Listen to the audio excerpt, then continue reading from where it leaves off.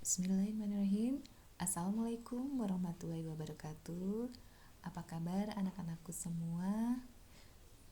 Kita sudah lama tidak bertatap muka dan Ibu doakan semoga kalian semuanya dalam keadaan sehat walafiat. Tidak terasa 2 minggu lagi kalian akan menempuh ujian sekolah. Nah, persiapan apa yang sudah kalian lakukan? Ibu harapkan walaupun kita tidak bertemu langsung, kalian bisa belajar dengan tetap semangat. Ya. Tinggal 2 kali pertemuan lagi, dan untuk pertemuan kali ini kita akan membahas kisi-kisi soal. Tadi Ibu sudah share kisi-kisi soal. Kalian bisa buka kisi-kisi soal yang sudah Ibu bagikan tadi.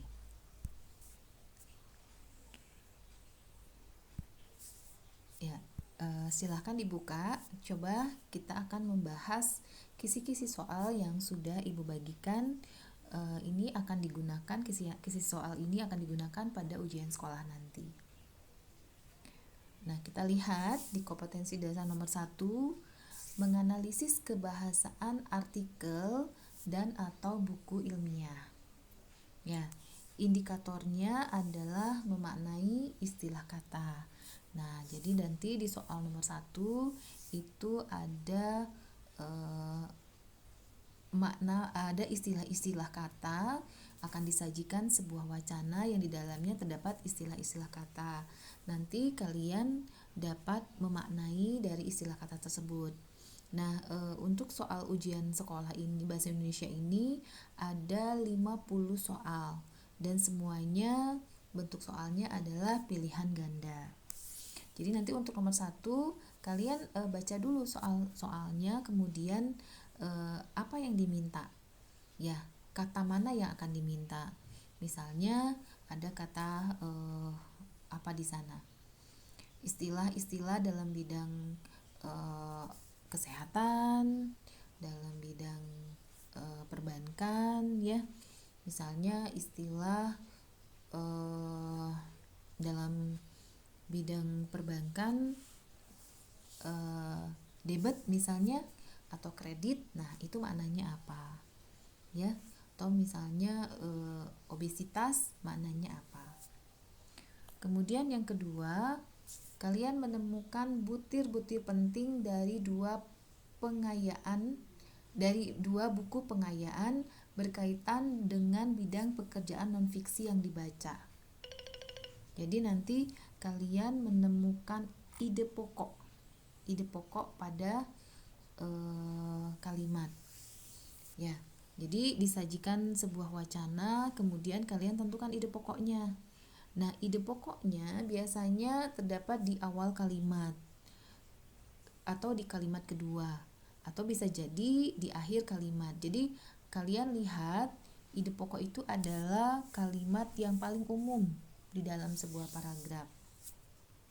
Ya, jadi tentukan dulu, baca dulu kalimatnya, lihat mana kalimat yang paling umum. Nah, biasanya berada di awal kalimat, di awal paragraf atau di akhir paragraf.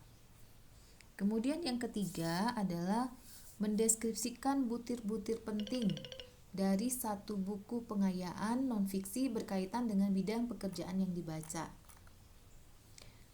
Nah, bentuk indikatornya adalah menyimpulkan isi yang tersirat dalam teks non-sastra. Jadi nanti disajikan teks, kemudian siswa diminta untuk menyimpulkan isi yang tersirat dalam teks tersebut. Kalian baca secara keseluruhan, kemudian apa kesimpulan dari teks tersebut, ya. Nah, cara menarik kesimpulan itu sama juga, cari kata kuncinya mana yang umum, ya. Jadi setelah penjelasan ambil kesimpulan yang umum. Kemudian soal selanjutnya adalah menganalisis pengajuan penawaran dan persetujuan dalam teks negosiasi berkaitan dengan bidang pekerjaan lisan maupun tertulis. Menyimpulkan isi tersirat dalam teks non-sastra. Ini ini tadi udah ya, nomor 4 tadi. Nomor 4 ya. Nomor 4 itu menyimpulkan isi tersirat pandangan penulis. Ya, atau mana yang opini di dalam teks tersebut. Ya, mana yang fakta. Ya, itu ditentukan. Kemudian yang kelima, menyajikan gagasan ke dalam teks eksposisi, mengomentari pendapat yang terdapat pada teks. Disajikan sebuah teks eksposisi, siswa kemudian mengomentari pendapat yang terdapat di dalam teks tersebut. Ini untuk soal nomor 5. Jadi memberikan tanggapan yang logis. Ya, jadi ada sebuah paragraf, kemudian nanti kalian tentukan tanggapan yang logis dari teks tersebut. Kemudian yang keenam, mengevaluasi struktur dan kebahasaan teks anekdot. Menunjukkan hubungan antar bagian, indikatornya, nanti bentuk soalnya disajikan teks anekdot, ya, misalnya 2 teks anekdot, kemudian nanti kalian tentukan persamaan dari teks anekdot tersebut. Misalnya dari dialognya, dari teks itu tentang apa, ya, dialognya mengenai apa, atau isi dari dialog itu tentang apa, cari persamaannya. Kemudian yang berikutnya nomor 7, menceritakan kembali isi teks biografi. Jadi nanti disajikan menentukan inti kalimat ya. Nanti disajikan sebuah teks biografi, kemudian kalian menentukan inti kalimat. Inti kalimat dari teks biografi tersebut. Ya. Kemudian selanjutnya menyusun ringkasan.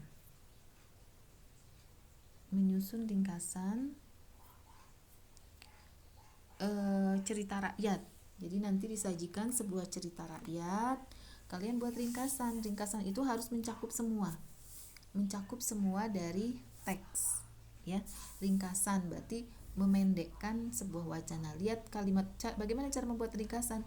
Lihat kalimat utamanya, apa saja inti-intinya, ya. Kita buat ringkasan.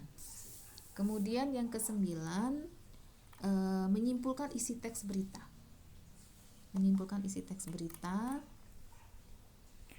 Indikatornya menunjukkan bukti dari simpulan.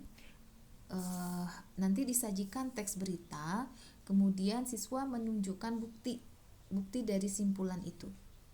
Simpulan dari data-data itu apa? Ya, jadi kesimpulannya. Jadi harus dibaca teksnya ya, jangan sampai tidak dibaca. Kemudian ke-10, menelaah teks cerita pendek berdasarkan struktur dan kaidah. Indikatornya menentukan kata yang bermakna majas dalam karya sastra. Nanti siswa disajikan sebuah cerpen, siswa kemudian menentukan kata yang bermakna majas dalam karya sastra. Masih ingat tidak?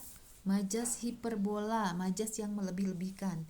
Kita adalah tulang punggung negara Indonesia, itu hiperbola. Personifikasi yang benda mati yang seolah-olah hidup. Nyiur melambai-lambai, gelombang berlarian menuju pantai, itu personifikasi. Kemudian ada majas metonimia. Biasanya menggunakan merek dagang ya. Saya membeli Aqua, kemarin saya pergi ke luar negeri naik Garuda, ya, itu metonimia. Kemudian paralelisme itu adalah majas pengulangan ya, paralelisme. Kemudian ada repetisi. Nah, ini repetisi ini mengulang kata. Ya.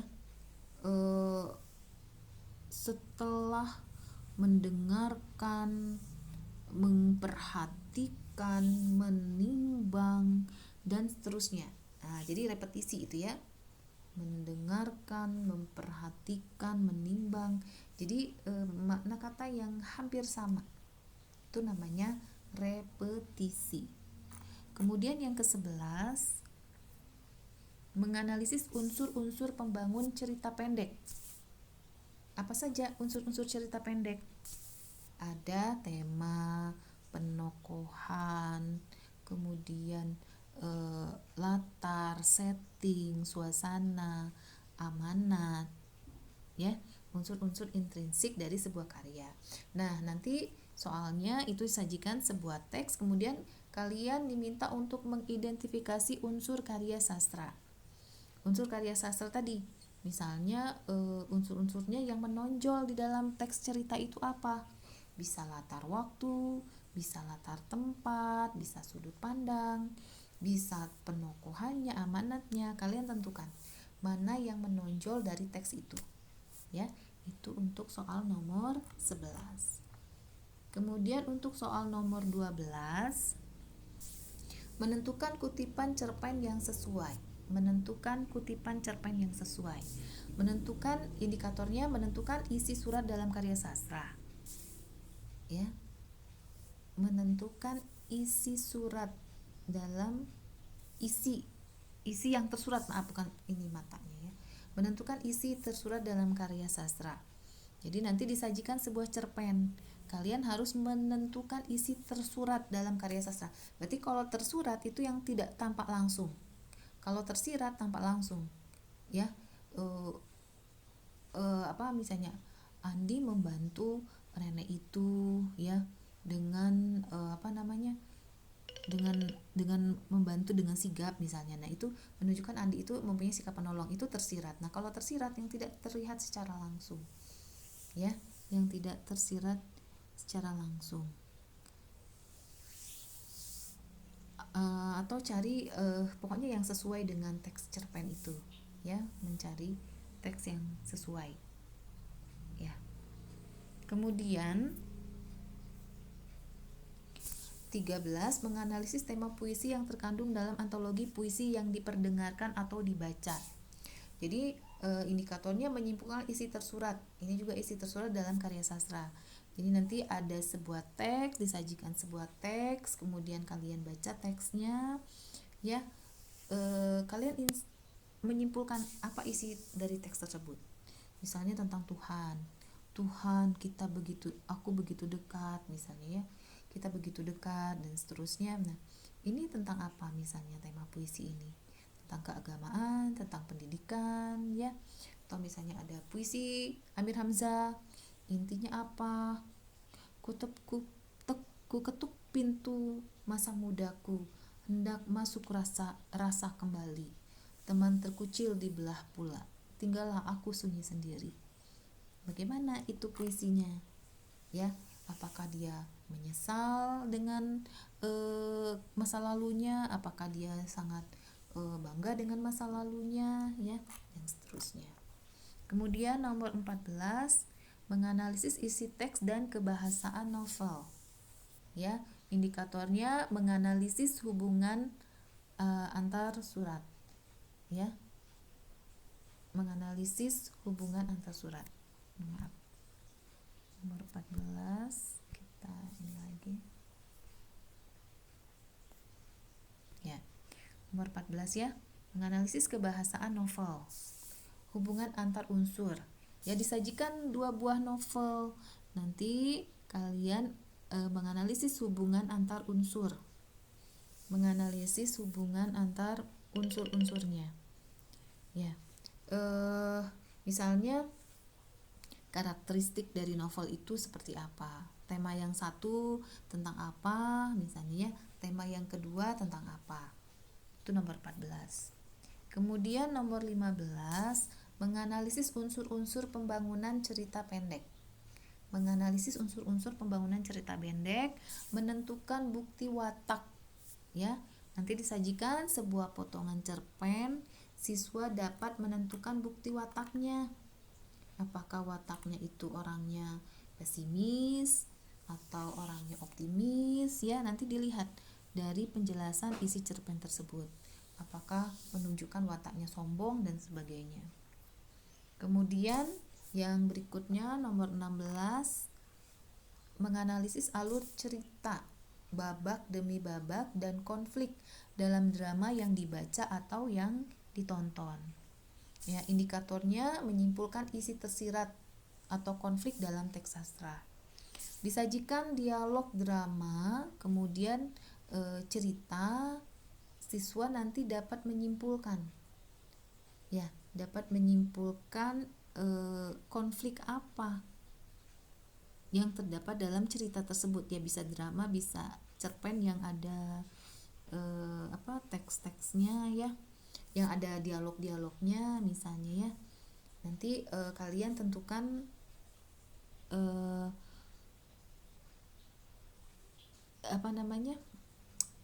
konflik apa misalnya yang dapat ditemukan dalam kehidupan saat ini misalnya ya. Kemudian yang ke-17, menganalisis unsur-unsur pembangun cerita pendek dalam buku kumpulan cerpen. Indikatornya menyimpulkan isi tersirat berupa nilai-nilai dalam teks sastra. Disajikan potongan cerita, kemudian siswa dapat menyimpulkan nilai yang terdapat dalam cerita. Ya, jadi ada potongan cerita, kemudian nanti siswa dapat menyimpulkan nilai yang terdapat dalam cerita tersebut. Selanjutnya, yang ke-18,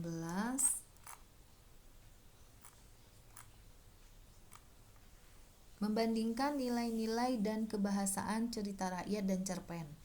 Membandingkan nilai-nilai kebahasaan cerita rakyat dan cerpen, indikatornya menyimpulkan perbedaan isi kedua teks sastra.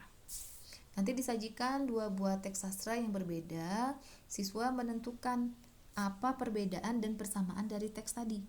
Ya, terutama dari persamaan temanya. Ya, temanya apakah tentang kebahagiaan, kegundahan, ya, kesengsaraan, ya, kerja keras. Nanti dibaca teksnya. Kemudian yang ke-19, menganalisis informasi pengetahuan urutan kejadian dalam teks eksplanasi berkaitan dengan bidang pekerjaan lisan dan tulis. Indikatornya mengurutkan kalimat menjadi paragraf yang padu pada teks non-sastra. Jadi nanti disajikan teks ya. Nanti kamu urutkan, tapi ini dalam bentuk ringkasan. Mengurutkan kalimat menjadi paragraf yang padu. Tapi ini dalam bentuk ringkasan ya, nanti disusun sebuah ringkasan. Kemudian yang ke-20, mengidentifikasi unsur kebahasaan surat lamaran pekerjaan. Nah, ini kalian nanti melengkapi paragraf pada teks non sastra. Nanti disajikan bagian surat lamaran yang rumpang. Jadi nanti dalam surat lamaran itu ada teks yang rumpang ya. Nah, nanti ini di soal ini kalimat pembuka yang tepat.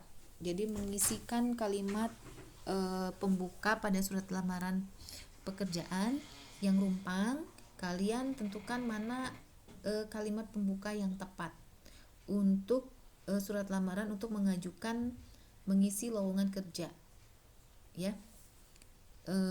Kalau yang berdasarkan informasi dari iklan seperti apa, itu nanti kalian tentukan yang mana. Kemudian yang nomor 21, menganalisis struktur isi atau permasalahan, argumentasi, pengetahuan dan rekomendasi, kebahasan teks eksposisi yang didengar atau dibaca. Indikatornya mengembangkan argumen berdasarkan pernyataan tesis.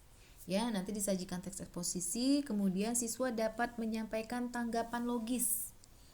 Jadi ada sebuah teks eksposisi, ini memberikan lagi tanggapannya tadi sama seperti yang sebelumnya ini ya, menentukan tanggapan yang logis, artinya tanggapan yang masuk akal. Ya, tanggapan yang masuk akal. Kemudian 22, mengonstruksi sebuah karya ilmiah berkaitan bidang pekerjaan dengan memerhatikan isi sistematika dan kebahasaan.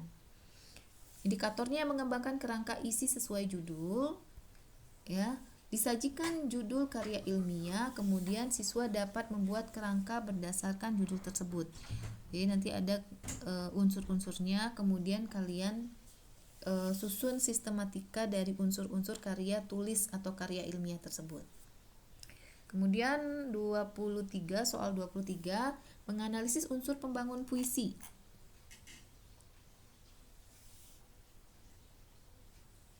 Menganalisis unsur pembangun puisi. Ya, ini nanti melengkapi majas pada bagian teks sastra.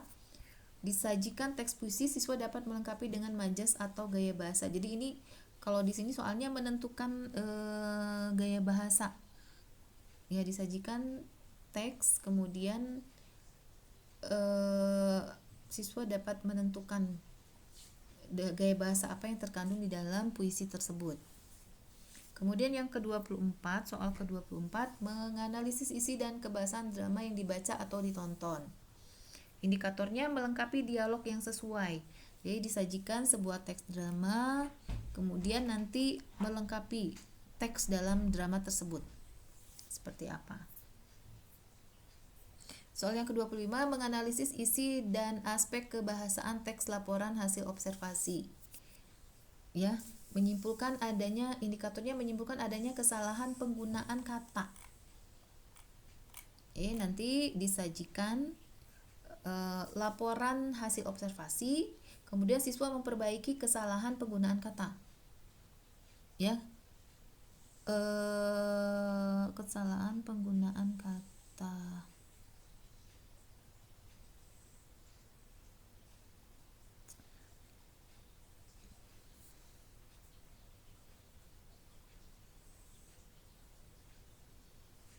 Yang ke-25 ini mengurutkan kutipan cerpen ya. Ini nomor 25 tidak sesuai ini.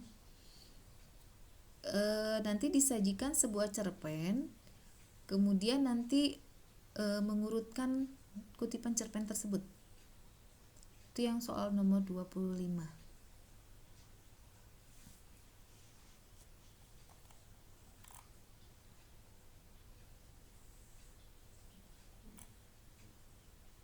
Ya, untuk soal nomor 25 nanti